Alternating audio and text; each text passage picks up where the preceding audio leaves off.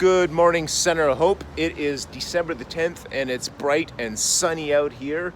It's not too cold, it's a very nice day. But the speech or the talk I want to give you today is for those of us who aren't feeling very nice, even though it is beautiful out here. Some of us out there are feeling rather low, in fact. Some of us are not doing very well, and this is for you. Because it might be bright and sunny outside, but there's a storm brewing inside with Christmas coming up and the possibility of not being able to see friends and family, with the pandemic going on, with the possibility of things shutting down again. It's all starting to build up. It's all starting to hit us hard again. Well, this is for you. I'm going to read you a couple of speeches, a couple of things that I really love. The one is from a movie called Rocky Balboa. Some of you may have seen that. It may not have been the best movie out ever, but I got to tell you, it's got one of the best motivational speeches that I've ever heard. And I want to read that for you right now, and then we'll continue on here. The world ain't all sunshine and rainbows. It's a very mean and nasty place, and it's going to beat you to your knees and keep you there permanently if you let it. You, me, nobody is going to hit you as hard as life. But it ain't how hard you hit. It's about how hard you can get hit and keep moving forward. How much you can take a hit and keep moving forward. That's how winning is done. Now, if you know what you're worth, then go out there and get what you're worth. But you gotta be willing to take the hit and not pointing fingers saying that you ain't where you are because of him or her or anybody. Cowards do that. And that ain't you. You're better than that. I like that speech because it's true. We need to keep moving forward. Now, what it doesn't say in that speech is you don't have to move forward on your own. I've had some pretty awful times in my life. I can tell you that. And the hardest thing that I've done is keep moving forward. Now, I'd love to say that I did that perfectly. I'd love to say that every time adversity came my way that I was a superstar and I had all the answers and I knew exactly what to do. But the fact of the matter is, I got beat down. And the fact of the matter is, I didn't know what to do. But the fact of the matter is, I have a relationship that helped me. Yes, this is where I'm going to bring God into this. Because you know what, guys? I had to have God when I was going through hard times before. I needed him. There's no other way around that. I needed him. I didn't know where else to turn. I had nobody standing around me. I looked up, I looked down, I looked everywhere else. I couldn't find anywhere else to get my feet on the ground until I opened that Bible and I found God was sitting there going, listen, man, you need me, call on me. I'm here for you. My word says I'm never going to leave you or forsake you. I'm not going to turn away. When your darkest time hits you, I'm the light. I'm going to bring you through this. And I had to rely on that. I had to find my source in that. I'm not just telling you this to try to fill up video time, because I don't need to do that. I could talk about other things and do that easily enough. I'm trying to do this to give you a little bit of hope. Because, guys, there is hope in our relationship with God. That's what he's there for. Now, lovely fire truck.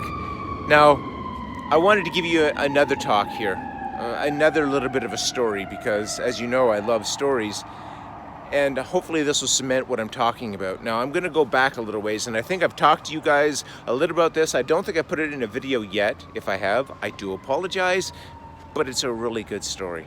I want to go back many years to a fighter named Mike Tyson, Iron Mike.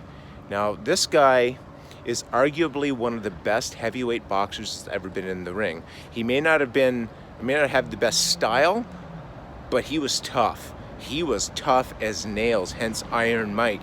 He had a record at one point of 37-0, and most of those 37 wins were by knockout. Not many of his fights made it past the third round.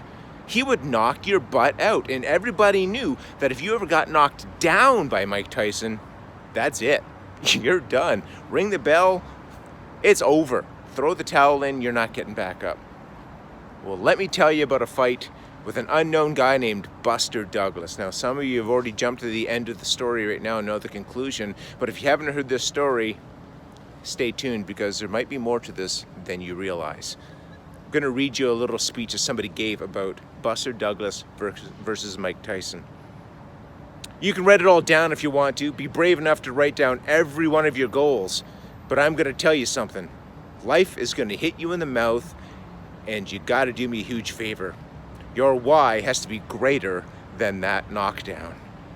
I love it, man. Buster Douglas got knocked down, and nobody ever got knocked down by Mike Tyson and got back up. It was almost a 10 count. He was stumbling. 4, 3, 2, 1, and ding, ding, ding. Saved by the bell. He goes to his corner, and the whole world's like, yep, that's it. Once he comes out of that corner again, it's over. And even Mike is like, yeah, man, I'm going to hammer him. I got that boy right where I want him. He is on the ropes. He's going to come out, and this fight is done. Listen to me. Many of you right now, life's got you up against the ropes. You can't give up. You can't give in. Listen to me. If it was easy, everyone would do it. And if life got you backed up, I need you to do what Buster Douglas did. Buster Douglas started fighting back.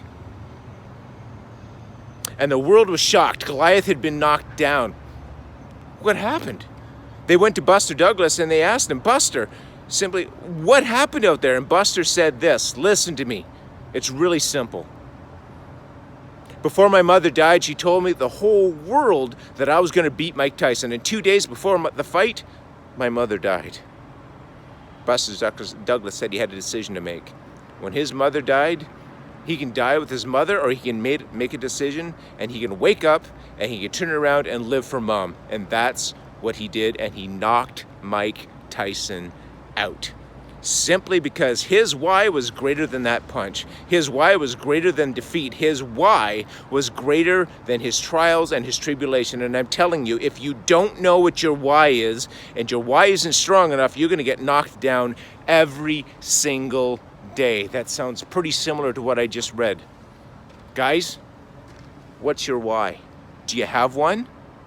If not, maybe it's time to get one. I've already given you mine. Mine is God.